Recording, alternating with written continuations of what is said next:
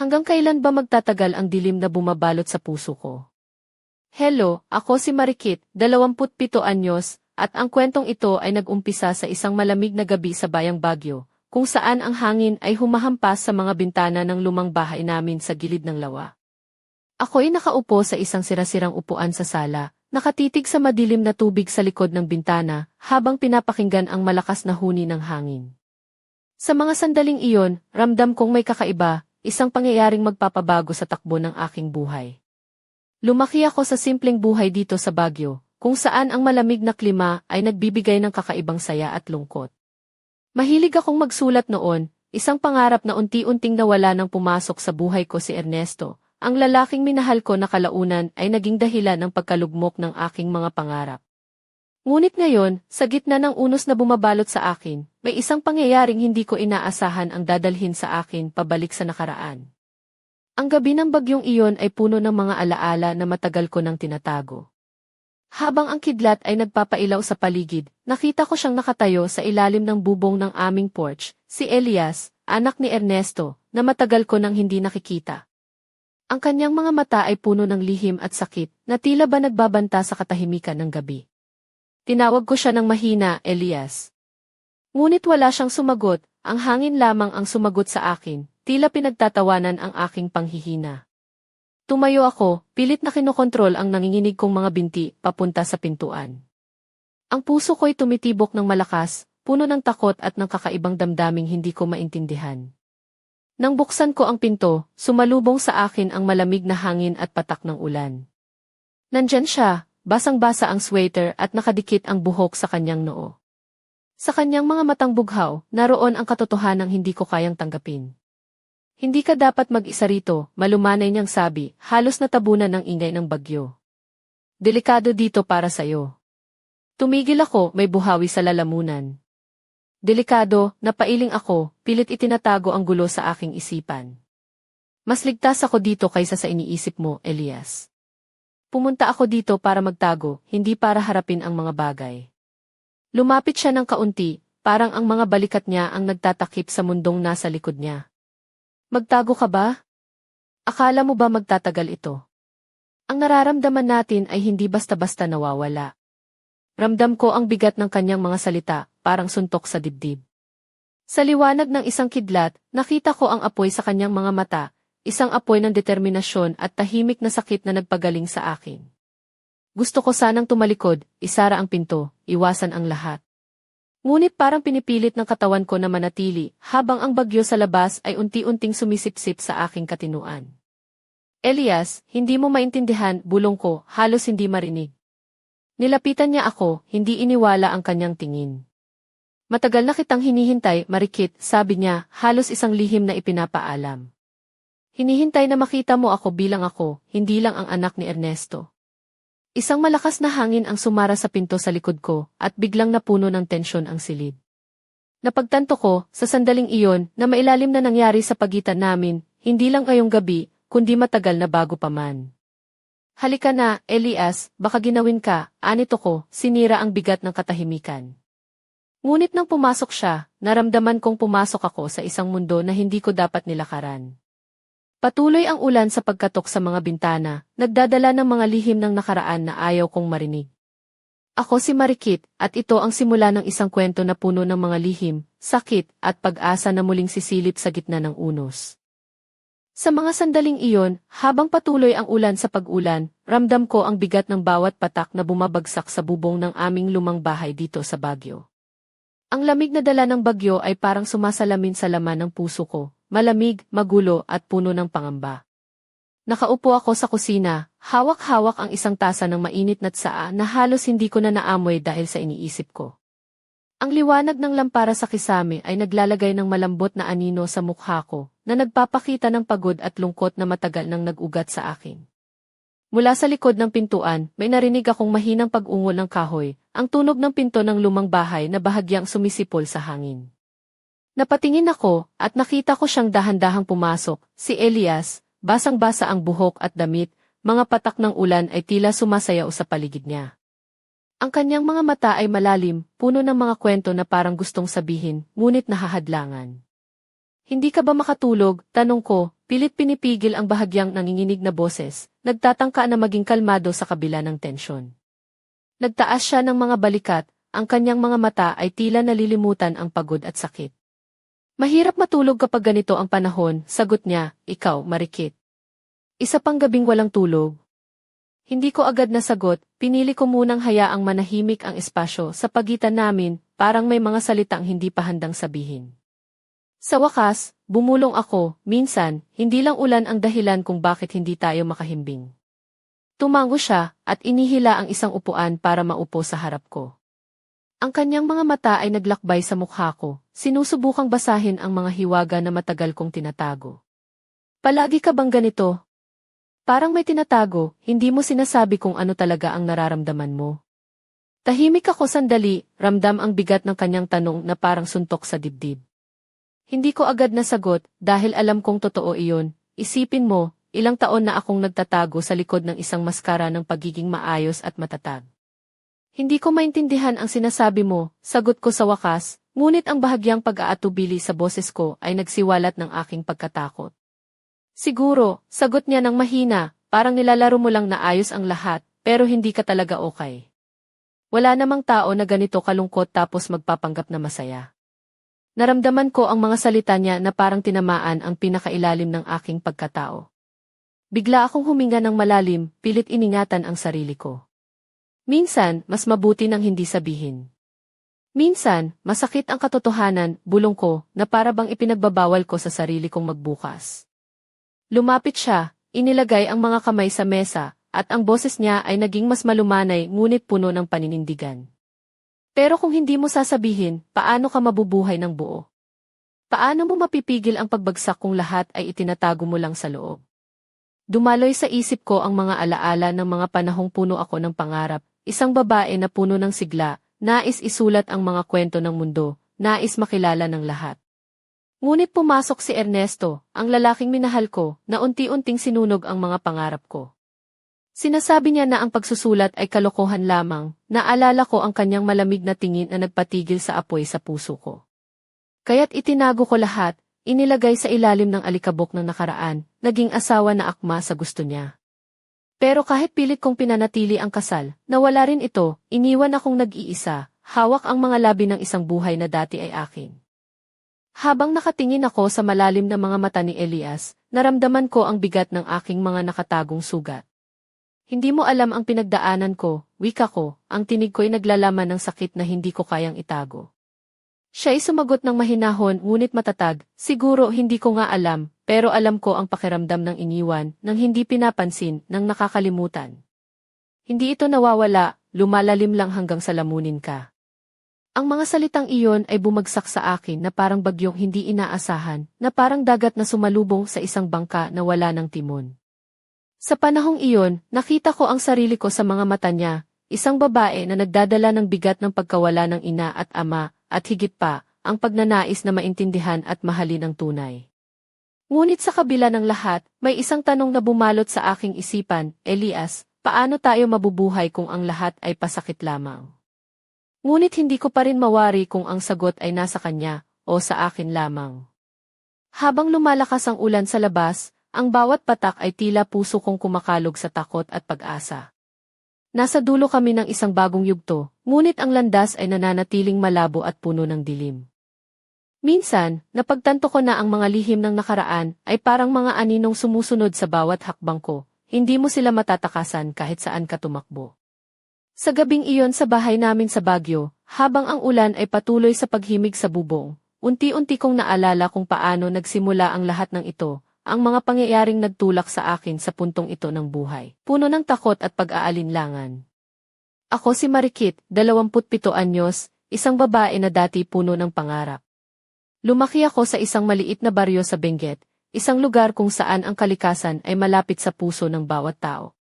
Mula pagkabata, mahilig na akong magsulat, mga kwento ng pag-ibig, pakikipagsapalaran at pangarap.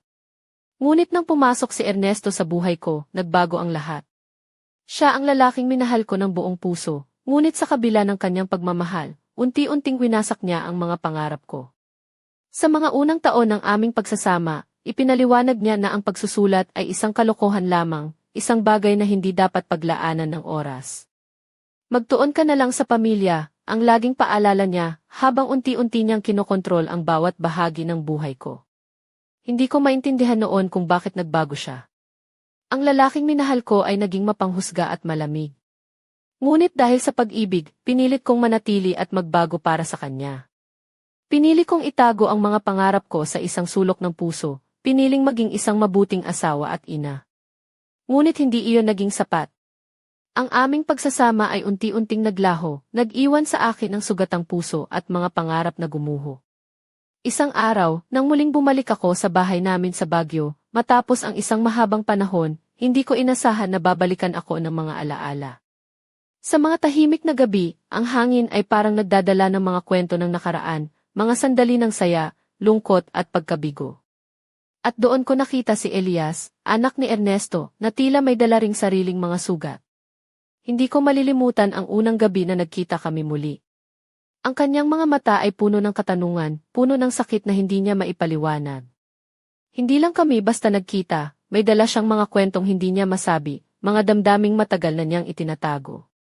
Ang aming pagkikita ay parang isang pagtatalo ng mga damdamin, pag-ibig, galit, at isang hindi maipaliwanag na koneksyon. Habang nakaupo kami sa kusina, pinakinggan ko ang kanyang kwento. Paano siya lumaki na parang nag-iisa, na puno ng mga tanong tungkol sa ama at sa kanyang sarili.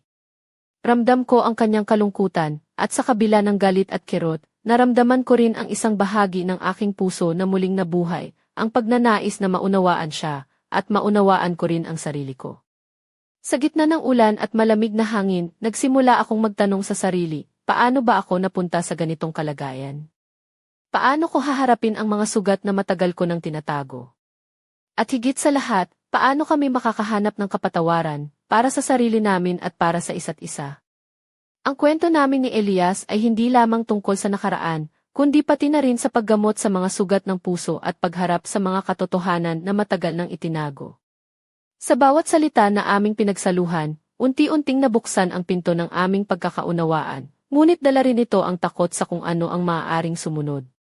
Sa kabila ng lahat, naroon ang isang bagay na malinaw, ang aming buhay ay hindi na magiging katulad ng dati. Ang bawat patak ng ulan sa labas ay parang paalala na may bagyong paparating, isang bagyong hindi lang panlabas na hangin at ulan, kundi isang bagyong magpapabago sa amin sa loob. Ako si Marikit, at ito ang simula ng isang mahaba at masalimuot na paglalakbay, isang paglalakbay na puno ng mga lihim, sakit at pag-asa, sa gitna ng hagupit ng unos sa Baguio. Ang mga unang sandali ng aming muling pagkikita ni Elias ay parang isang mahigpit na bagyong sumalubong sa akin. Hindi ko alam kung paano haharapin ang mga damdaming biglang sumabog sa loob ng puso ko. Ang lamig ng hangin sa Baguio ay tila ba sumasalamin sa lamig na naramdaman ko sa loob, ngunit sa kabila nito ay may apoy na unti-unting lumiliyab sa aking dibdib. Nang gabing iyon, nakaupo kami sa lumang sala ng bahay namin. Ang mga bintana ay tinatamaan ng patak ng ulan na parang mga luha na bumabalong mula sa langit. Ang ilaw ng lampara ay nagbigay ng malambot na liwanag na para bang nag-imbita ng isang katahimikan kung saan kami maaaring magbukas ng mga puso. Si Elias ay nakaupo sa tapat ko, basang-basa ang buhok, nakasuot ng simpleng pulang damit na sweater at maong na pantalon, at ang kanyang mga mata ay naglalaman ng malalim na sama ng loob at pag-aalinlangan. Marikit, ang kanyang boses ay mahinahon ngunit puno ng damdamin, bakit mo ako iniwasan ng matagal? Bakit parang hindi mo ako kilala? Ang kanyang mga salita ay tumago sa akin at di ko maiwasang mapailing. Hindi niya alam ang lahat ng sakit na dinadala ko, lahat ng pangyayari na pilit kong itinatago sa kanya. Hindi ko sinasadya, Elias, sagot ko, pilit nilalabanan ang pagluha na gustong bumaha sa aking mga mata. Maraming bagay ang nangyari bago ka dumating. Mga bagay na hindi ko kayang ipaliwanag noon at hindi ko rin alam kung paano natin haharapin ngayon. Si Elias ay nagtaas ng kanyang mga kilay, ang kanyang mga mata ay tila naglalakbay sa aking mukha, hinahanap ang mga sagot na hindi ko pa kayang ibigay. Hindi mo kailangang magsinungaling sa akin, bulong niya, at ang kanyang tinig ay parang hangin na dahan-dahang dumampi sa aking balat. Alam kong may mga bagay na tinatago mo, pero ako rin ay may mga sugat na hindi mo nakikita. Napakabigat ng mga salitang iyon, at sa isang iglap ay naramdaman ko na parang naglilingkod kami ng parehong pagkakasala at takot. Habang nagpapatuloy ang gabing iyon, unti-unti kong binuksan ang mga pinto ng nakaraan. Isinalaysay ko sa kanya ang lahat, ang mga pangarap na nawasak, ang pagmamahal na nasira, at ang mga araw na nagdaan sa dilim ng kalungkutan. Si Elias naman, sa kabila ng kanyang sakit, ay nagbahagi rin ng mga karanasan niya, ang pakiramdam ng pagiging anak ng isang lalaking hindi niya lubusang nakilala, at ang mga tanong na walang sagot. Habang lumalalim ang gabi, ang lamig ng hangin sa labas ay nagiging mas matindi, ngunit sa loob ng bahay, ang aming pag-uusap ay nagbigay ng kakaibang init. Napagtanto ko na sa kabila ng lahat, kami ay parehong sugatan, parehong naglalakbay sa madilim na landas na puno ng pangarap at pagkabigo. Sa mga sandaling iyon, naramdaman ko ang isang kakaibang koneksyon sa pagitan namin ni Elias, isang pagkakaunawaan na hindi ko inasahan, isang pag-asa na maaaring magtagumpay sa kabila ng unos. Ngunit kasama nito ang takot, takot sa mga susunod na hakbang, takot sa mga lihim na maaaring bumagsak sa amin. Ang gabing iyon ay simula pa lamang ng isang mahaba at masalimuot na kwento. Isang kwento na maglalantad ng mga lihim, magpapasakit, ngunit magbibigay din ng pag-asa. Ako si Marikit, at sa gitna ng bagyo at ulan sa Baguio, nagsisimula ang bagong yugto ng buhay ko, isang buhay na puno ng mga hamon at pagkakataon para sa muling pagkabuhay ng aking puso. Hindi ko malilimutan ang mga susunod na sandali pagkatapos ng aming pag-uusap ni Elias sa lumang bahay namin sa Baguio. Ang bawat patak ng ulan na tumatama sa mga bintana ay parang musika, sumasabay sa tibok ng puso ko na punong-puno ng halo-halong damdamin, takot, pag-asa, at isang lihim na pagkasabi. Habang nakatayo siya malapit sa pintuan, basang-basa ang buhok at damit, naramdaman ko ang init ng kanyang presensya, kahit na malamig ang paligid. Ang kanyang mga mata ay naglalagablab pa rin, puno ng determinasyon at isang tahimik na pagdurusa. Hindi ka dapat nag-isa dito, ang sabi niya ng mahina, halos natatabunan ng huni ng hangin. Delikado ang mundo sa labas, pero mas delikado ang mundo sa loob ng puso mo kung mag-iisa ka lang. Hindi ko maalis sa isip ko ang mga salitang iyon na tila baga nagbukas ng isang pinto na matagal kong isinara. Pinilit kong tumayo bagamat nanginginig ang mga binti ko. Nilakad ko siya papalapit at sa bawat hakbang, ang puso ko ay parang sumisigaw ng mga tanong na hindi ko maipaliwanag. Elias, bulong ko, hindi ako handa. Hindi pa. Ngunit ramdam ko rin na hindi na namin kayang bumalik sa dati at ang lahat ay nagbago. Sa mga sandaling iyon, ang pagitan namin ay napuno ng isang hindi maipaliwanag na tensyon, isang halong kaba at pagnanasa na nagmumula sa mga sugat na dala namin. Ang kanyang kamay ay bahagyang humawak sa aking braso, at ang init ng kanyang balat ay nagbigay sa akin ng kakaibang lakas at takot. Hindi ko alam kung ano ang susunod na mangyayari, ngunit alam kong hindi na ito simpleng pagkikita lamang. Biglang tumalbog ang kidlat sa labas, na nagbigay liwanag sa mukha niya, mga matang bughaw na puno ng sakit at pag-asa. Napalingon ako, pilit itinatago ang pagkatulala sa kanyang mga titig. Elias, mahina kong sinabi, may mga bagay na hindi mo pa alam tungkol sa akin. Mga bagay na hindi ko kayang sabihin. Siya'y ngumiti ng bahagya, isang ngiting puno ng pag-unawa at pasensya. Hindi mo kailangang sabihin lahat ng sabay-sabay. Isa-isa lang tayo, Marikit. Sa mga sandaling iyon, tila bumagal ang oras. Ang hangin sa labas ay humupa ng bahagya, at ang ulan ay naging malumanay na pagpatak lamang. Ngunit sa loob ng aming puso, isang bagyo ang patuloy na gumugulo, mga damdaming matagal nang itinago, mga alaala na parang mga sugat na kailangang paghilumin. Napagtanto ko na kahit gaano man kasakit ang nakaraan, mayroong pag-asa sa pagharap sa katotohanan. Si Elias ay hindi lang isang anino ng nakaraan, siya ay isang bahagi ng aking buhay na kailangang harapin, tanggapin at mahalin. Habang tumatagal ang gabi, unti-unti naming binubuksan ang mga pinto ng aming mga puso, naglalakad sa madilim na landas ng aming mga alaala at pangarap. Ngunit sa kabila nito, alam kong may mga lihim pa rin na naghihintay na matuklasan, mga pagsubok na kailangang pagdaanan. Ako si Marikit, at sa gitna ng bagyong iyon sa Baguio, natutunan kong ang pag-ibig ay hindi lamang tungkol sa kasiyahan, kundi pati na rin sa pagtanggap sa sakit, sa pagharap sa mga sugat, at sa paglalakad ng magkasama sa kahit anong unos ang dumaan. Ngunit ang kwento namin ay nagsisimula pa lamang, at ang mga darating na araw ay puno ng mga hindi inaasahang pangyayari na magpapabago sa amin ng lubusan. Hindi ko inakala na ang gabi na iyon sa aming lumang bahay sa Baguio ay magiging simula ng isang matinding bagyong hindi ko pa kailanman naranasan. Pagkatapos ng aming pag-uusap ni Elias, isang kakaibang tensyon ang bumalot sa akin na tila ba hindi ko matakasan, isang halo ng pagkabigla, takot at pag-asa na nag-uumapaw sa puso ko. Habang pinagmamasdan ko siya, basang-basa sa ulan, ang mga mata niyang bughaw ay nananatiling matatag at puno ng damdamin. Hindi ko maiwasang magtanong sa sarili, paano nangyari ito? Bakit siya ngayon ang bumalik sa buhay ko? At bakit tila hindi ko kayang itulak siya palayo? Ramdam ko ang bawat tibok ng puso ko, na para bang isang tambol na sumisigaw ng mga tanong at pangamba. Naiisip ko na sana ay may paraan para maayos ang lahat, isang paraan na hindi masakit, hindi magulo at hindi mag-iiwan ng sugat sa aming dalawa. Ngunit habang tumatagal ang gabi, napagtanto ko na ang mga bagay na ito ay hindi basta-basta nalulutas ng mga salita lamang. Ang mga sugat ng nakaraan ay malalim, at ang mga damdamin na hindi namin inaasahan ay biglang sumulpot, handang sirain ang kahit anong pagtatangka namin sa pagkakaayos. Kung maaari lang balikan ang mga araw bago siya dumating, baka naiwasan ko ang lahat ng ito. Ngunit ang oras ay hindi na bumabalik, at ang mga pangyayari ay nagdadala sa amin sa isang landas na puno ng panganib at pagsubok.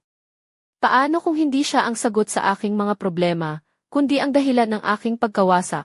Tanong ko sa sarili habang pinipilit kontrolin ang nanginginig na mga kamay. Ngunit sa kabila ng lahat, hindi ko rin maitatanggi na may bahagi ako ng puso ko ang umaasa. Umaasa na sa kabila ng lahat ng sakit at pagkabigo, may pag-asa pa rin kami para sa isang bagong simula. Ngunit ang tanong ay, handa ba akong harapin ang mga hamon na dala niya? At handa ba siyang tanggapin ang mga sugat ko? Habang iniisip ko ang lahat ng ito, naalala ko ang mga salita niya, hindi ka dapat nag-iisa rito. Parang isang babala at paalala na hindi lang ako ang nagdadala ng bigat. Siya rin ay may daladalang mga sugat at kwento na kailangang harapin. Nasa pagitan kami ng isang matinding krisis, isang sandali kung saan ang lahat ay maaaring mabago o masira. Hindi ko alam kung paano namin ito lulutasin, ngunit alam ko na hindi na kami pwedeng bumalik sa dati. Ang mundo namin ay nag-iba na, at ang bawat desisyon na gagawin namin ngayon ay may mabigat na kahihinatnan. Ako si Marikit, at sa gabing iyon, habang ang ulan ay patuloy na bumubuhos sa Baguio, naramdaman ko ang bigat ng aking mga desisyon at ang takot sa kung ano ang maaaring mangyari. Ngunit sa kabila ng lahat, hindi ko kayang itakwil ang damdaming ito, ang damdaming nagsasabing kahit sa gitna ng bagyo, may pag-asa pa rin na sisikat ang araw. Ngunit paano kung ang araw na iyon ay hindi na para sa akin? Hindi ko inaasahan na ang gabing iyon ay magdadala ng isang pangyayaring magpapatumba sa lahat ng aking mga pinaniniwalaan. Habang nakaupo kami ni Elias sa lumang sala, ang hangin ay nagwawala sa labas, tila ba sinisikap kalugin ang buong mundo. Ngunit sa loob ng bahay, isang hiwaga ang unti-unting lumitaw, isang lihim na matagal nang itinago, na ngayon ay laking gulat ko ng matuklasan. Habang nag-uusap kami, biglang may kumatok sa pinto. Malakas, matitindi ang mga tunog na parang sumasalubong sa bagyong patuloy na humahampas sa aming bahay. Ang puso ko ay mabilis na tumibok, ang mga kamay ko ay nanginginig habang bumangon ako upang buksan ang pinto.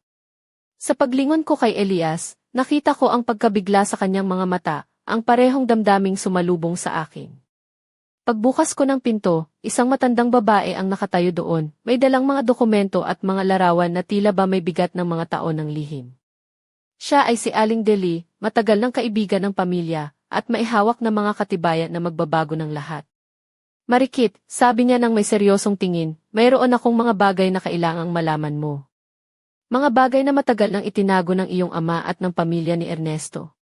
Hindi ko maintindihan sa una, ngunit nang simulan niyang ipakita ang mga lumang larawan at liham, unti-unti kong naunawaan ang lalim ng lihim na ito. Isa sa mga larawan ay nagpapakita kay Ernesto kasama ang isang babaeng hindi ko kilala, at sa isang liham, may mga pahiwatig ng mga kasunduan at pagtataksil na naganap sa likod ng aking mga mata. Ngunit ang pinakamatinding bahagi ay nang makita ko ang pangalan ni Elias, hindi lamang bilang anak ni Ernesto, kundi bilang anak din ng lalaking matagal ko nang iniiwasan, si Ramon, ang lalaking iniwan ako nang walang paliwanag. Hindi ko alam kung paano ko haharapin ang katotohanan ito. Ang lahat ng aking pagkakaalam ay nabaliktad sa isang iglap. Si Elias, ang taong akala ko ay bahagi lamang ng nakaraan ni Ernesto, ay may sariling kwento, kwento na matagal nang itinago, at ngayon ay inilabas sa liwanag ng bagyo. Ang mga salita ni Aling Deli ay bumalot sa akin na parang isang malupit na hangin. Hindi mo kailangang magmadali sa pag-unawa, sabi niya. Ngunit kailangan mong malaman ang lahat bago pa lumala ang mga bagay. Ang mga mata ni Elias ay nakatuon sa akin, puno ng takot at pag-asa, habang unti-unti kong hinihigop ang bigat ng bagong katotohanan. Hindi ko alam kung anong gagawin ko sa impormasyong ito. Ang mundo ko ay unti-unting nagiging gulo at ang mga relasyon na inaakala kong matatag ay nagiging isang komplikadong palaisipan. Si Elias at ako ay hindi na lang basta magkakilala, kami ay magkakapatid sa isang lihim na puno ng sakit at pagtataksil.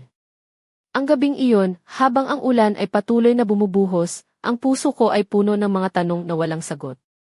Paano namin haharapin ang katotohanan ito?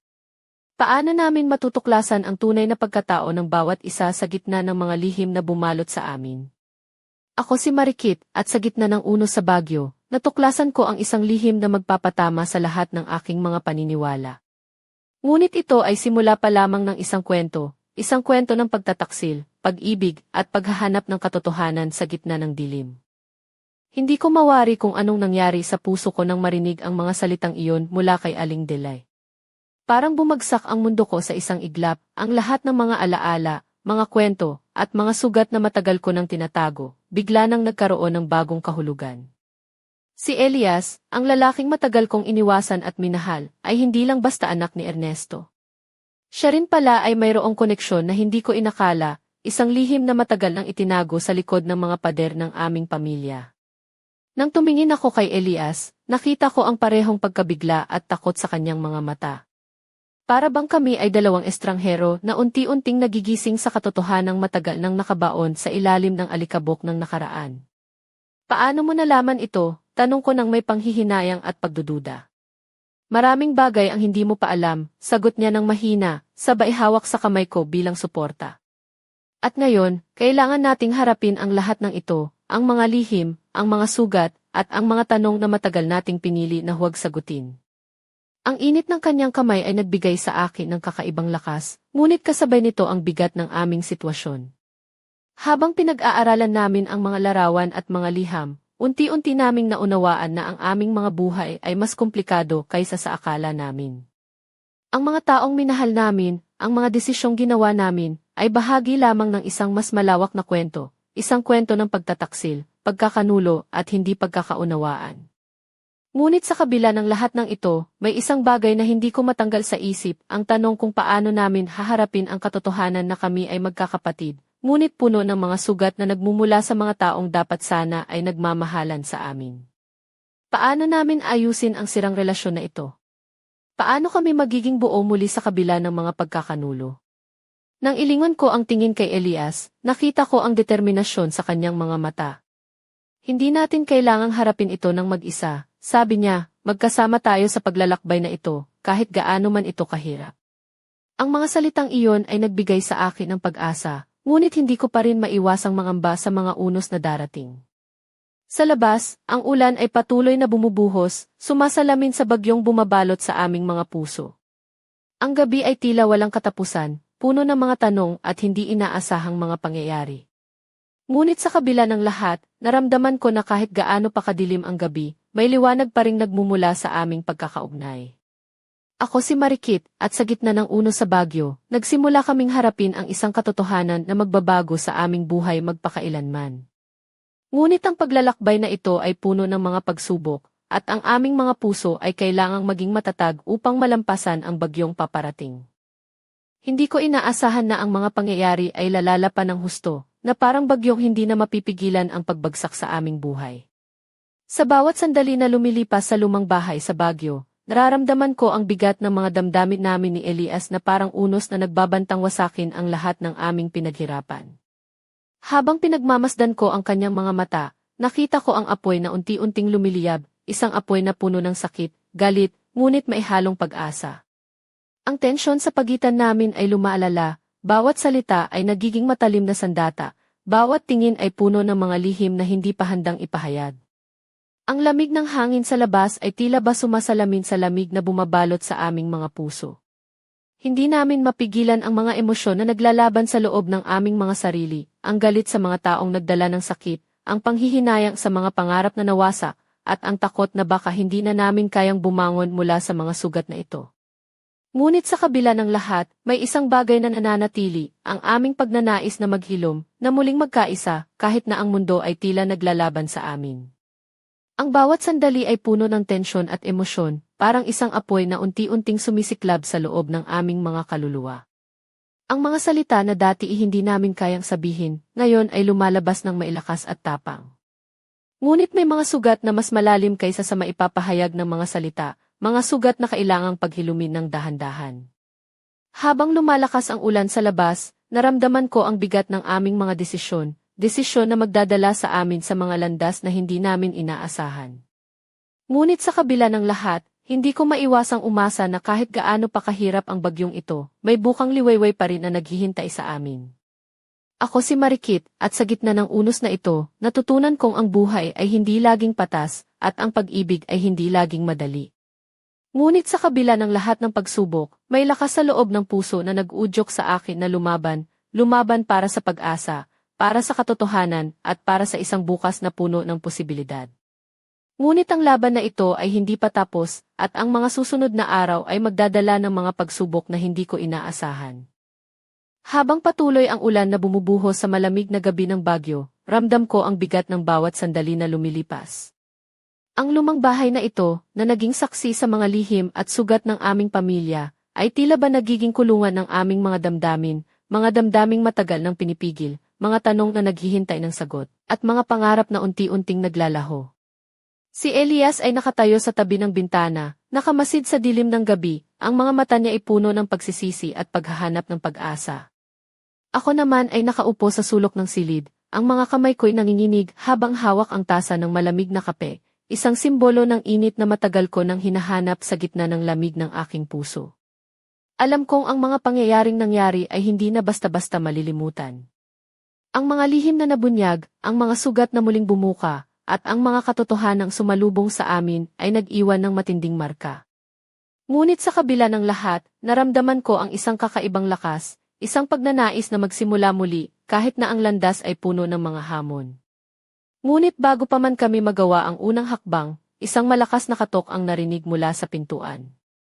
Ang puso ko ay tumibok ng mabilis at si Elias ay tumingin sa akin ng may pag-aalinlangan. Ang pintuan ay bumukas, at doon ay nakatayo si Luningning, ang matalik kong kaibigan at tagapayo, na may dalang mga dokumento at lihim na mga impormasyon na magpapabago pa ng takbo ng aming kwento. Marikit, ang kanyang tinig ay seryoso at puno ng pangamba, may mga bagay kang kailangang malaman, hindi lang tungkol kay Elias, kundi pati na rin tungkol sa mga taong nasa paligid mo. Hindi pa tapos ang unos na ito. Ang mga salitang iyon ay parang kidlat na tumama sa akin, na nagpapahiwatig na ang kwento namin ay hindi pa nagtatapos. Ang gabi ay naging mas malamig, at ang mga anino ay tila ba nagiging mas mahaba, naghahatid ng mga tanong at pangamba. Ngunit sa kabila ng lahat, naramdaman ko ang isang bahagyang pag-asa, isang liwanag na nagmumula sa kabila ng dilim, na nagsasabing kahit gaano pa kahirap ang laban, may bukas na naghihintay. Ako si Marikit, at sa pagtatapos ng gabing ito, alam kong ang buhay ko ay magbabago ng lubusan. Hindi ko alam kung ano ang naghihintay sa akin sa susunod na araw, ngunit handa akong harapin ang lahat, ang mga lihim, ang mga hamon, at ang mga posibilidad. Ang aming kwento ay hindi pa tapos. Sa totoo lang, ito ay nagsisimula pa lamang.